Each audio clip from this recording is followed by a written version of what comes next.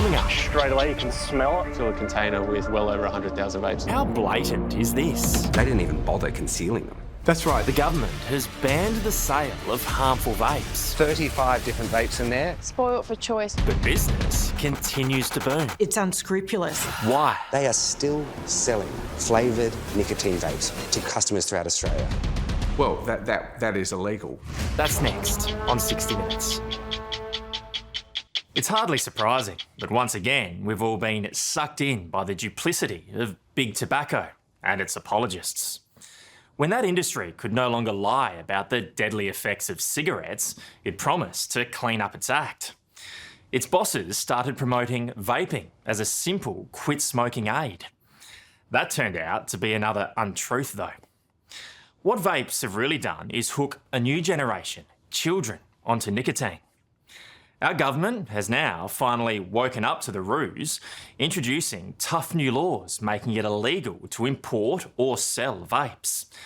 But as the Sydney Morning Herald and Age's Eryk Bagshaw reports, it might already be too late.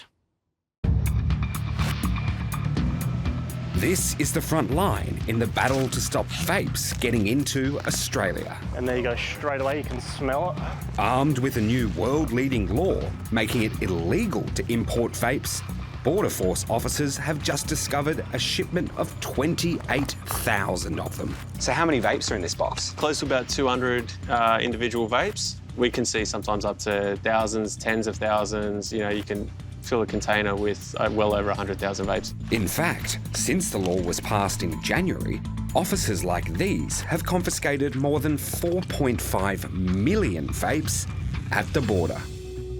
It sounds impressive, but out on the street, it's anything but. The rules are simple. Retailers now face $2 million fines and possible jail time for selling the products. But incredibly, stores across the country are treating the law with absolute contempt. I think that we'd be able to find one probably on this street. In the 10 stores we walked into, you could buy a vape at every single one. It doesn't surprise former vaper Lily Ford. Do you think the government's doing enough?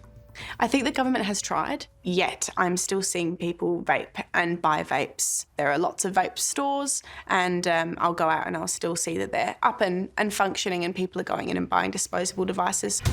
Tonight, we investigate how the government tried but has so far failed to stop the menace of vaping. It's an embarrassing case of retailers, big tobacco and Chinese multinationals brazenly ignoring Australia's laws at the border and on the street.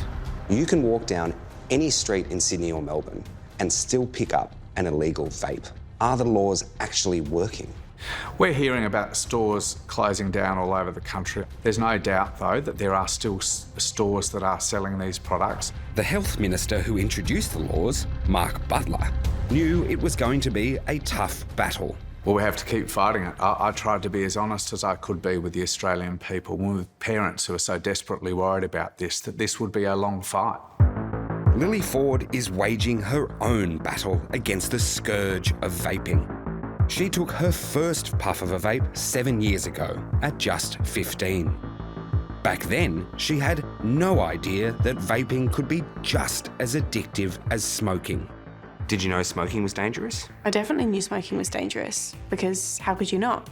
There's a photograph at the front that is off-putting and a very large caption on it too. I feel like you were given that advisory warning prior to inhaling the product. Did you know vaping was dangerous? Not until significantly after. Vaping was still a relatively new phenomenon when Lily was first introduced to it at a party. And one of the most popular vapes around was known as the Juul. It's easy to see why. It was sleek. It almost felt a little bit like an Apple product, I would say. You'd get it out, you'd pop in the pods and you'd smoke it. It didn't smell bad, it didn't taste bad. It was strong enough to give you a head spin and it was like this secret new world of fun flavours and socialisation and beauty, and that's what made it so attractive. In fact, teenagers worldwide were no match for the slick and sneaky marketing of vapes. kids were bombarded on social media with it. The cynical plan to hook a new generation on nicotine worked. Despite boasting some of the world's lowest smoking rates, last year the total nicotine consumption of young Australians surged for the first time in decades.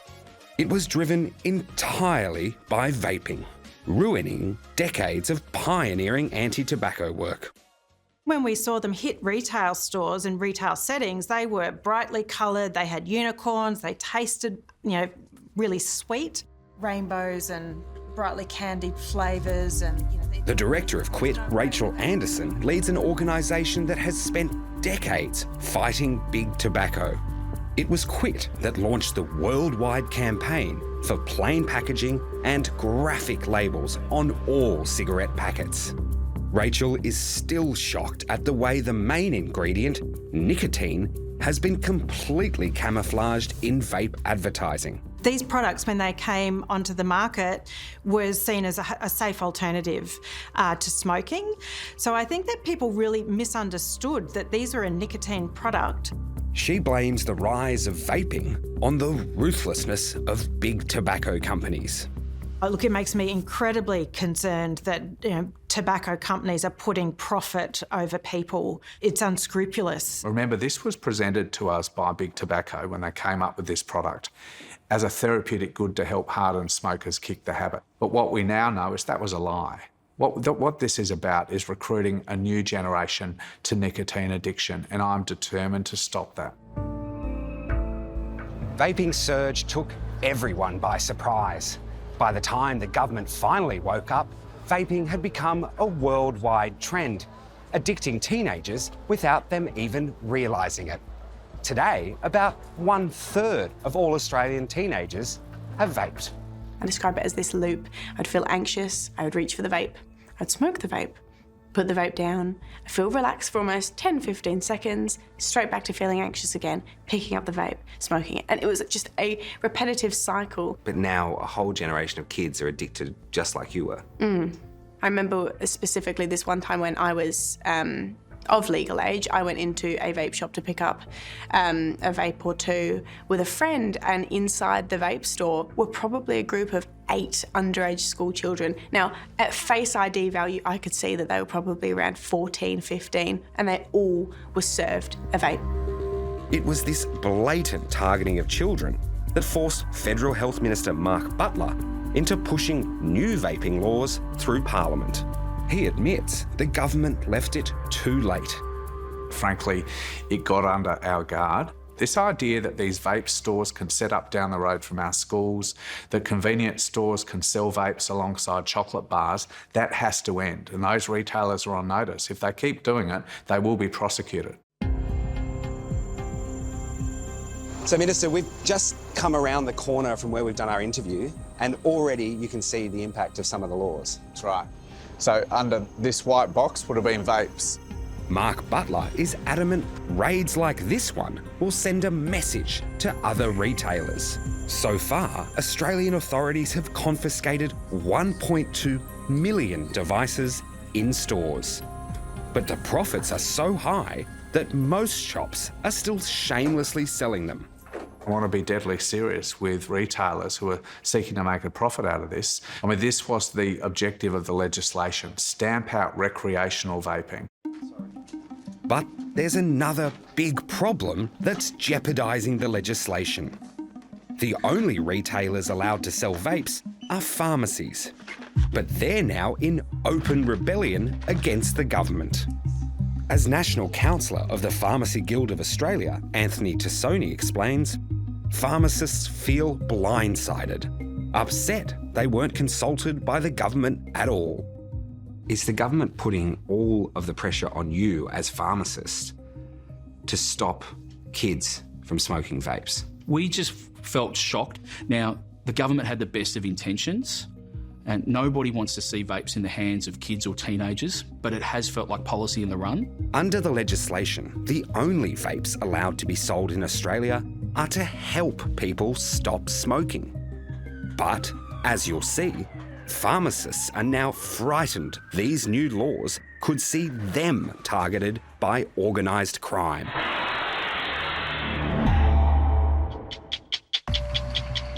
Australia's new anti-vaping law was meant to stop retailers from selling vapes.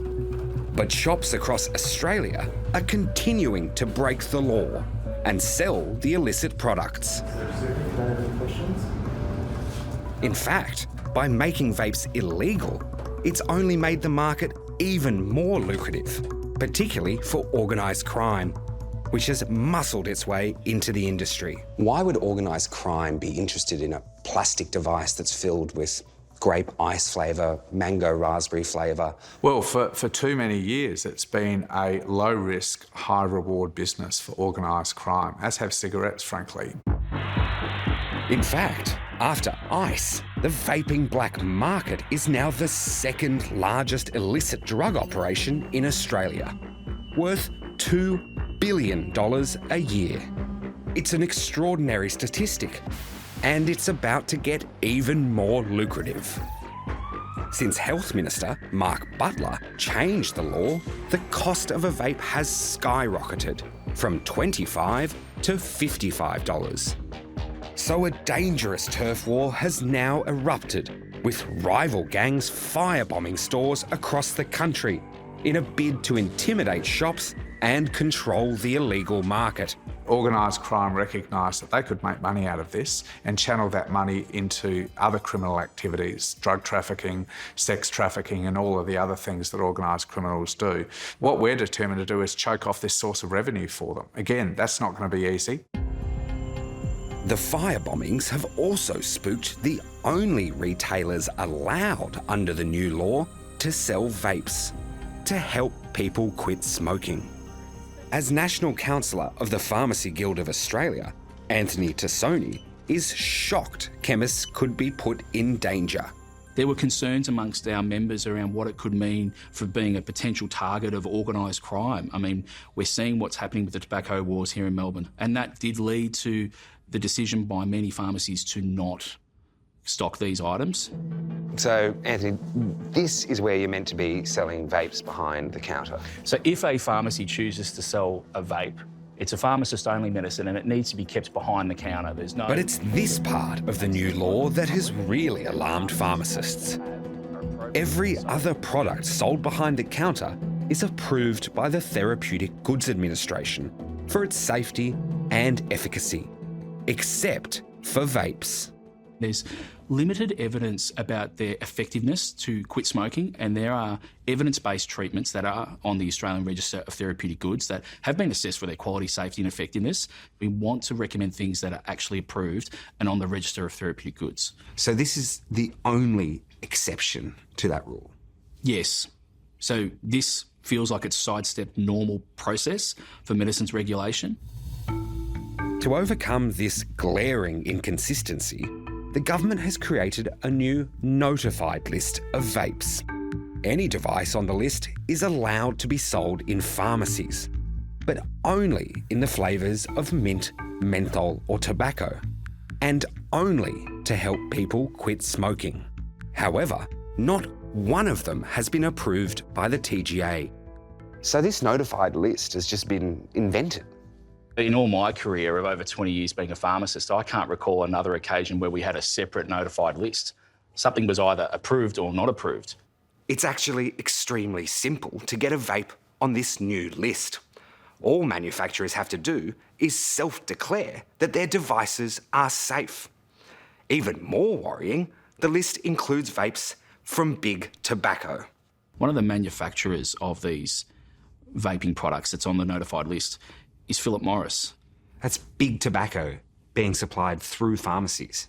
That's right. As some pharmacists have said to me, I'm a health professional, not a tobacconist. I promote healthcare, not big tobacco products. Devices from aggressive new Chinese vaping multinationals are also on the notified list, including a company which recently boasted about paying off the Australian and New Zealand governments. Tribes in New Zealand, Australia. This hidden recording by a vaping whistleblower was obtained by the Straits Times newspaper in Singapore. Okay, more payments are not a problem for us because these are extremely, how should I put it, subtle. It's just like how the big tobacco does it, right?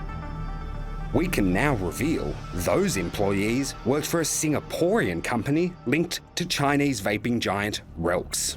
Are you concerned by that? Well, I don't know where that claim comes from. I haven't seen it and I can't imagine what payment they would be talking about. I've never met with them. I only wrote to all of the members of Parliament and all of the senators in the lead up to this legislation to remind them as public officials they're not supposed to be meeting with big tobacco either. As it turns out, Relks now has 18 vaping products on the government's notified list. And one of Relks' Australian distributors is actually breaking the law by continuing to sell illegal, colourful and flavoured vape products online. They are still selling flavoured nicotine vapes, watermelon, raspberry, to customers throughout Australia. Well, that is illegal, whether they're sold through vape stores or convenience stores or online, that is illegal, and I'll be talking to the TGA about the enforcement of those.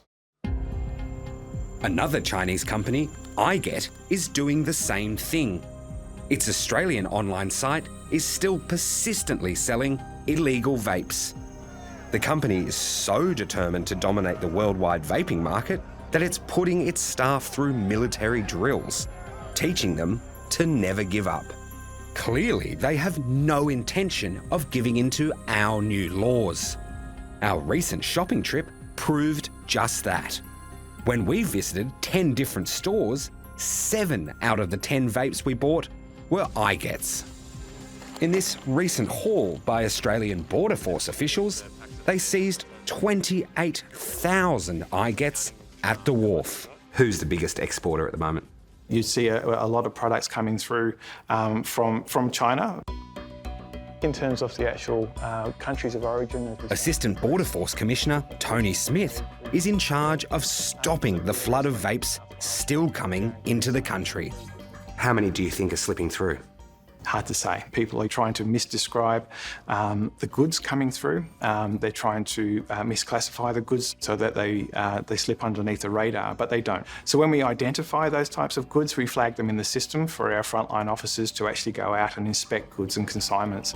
But as their recent haul suggests, some vaping companies aren't even trying to hide the fact they're breaking the law. Some of it's pretty brazen. They didn't even bother concealing them. That's right. Most of the time we see these goods come through the border quite clear that they are those consignments. Lily Ford knows all too well the dangers of a vape addiction.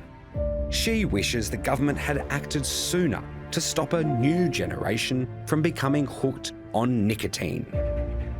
The only way she managed to kick her vape habit was with the help of a new addiction, running. I'd never done anything along the lines of running before, and I think I did 2 kilometres. I was coughing up banana vape liquid and blood. It was gory. I did complete my first ever half marathon a couple of months ago. I cried because it wasn't something that I thought I could ever do. How important is that for younger people now to hear your story? I just want to help the person that can resonate with my story from slipping down the same path that I slipped down.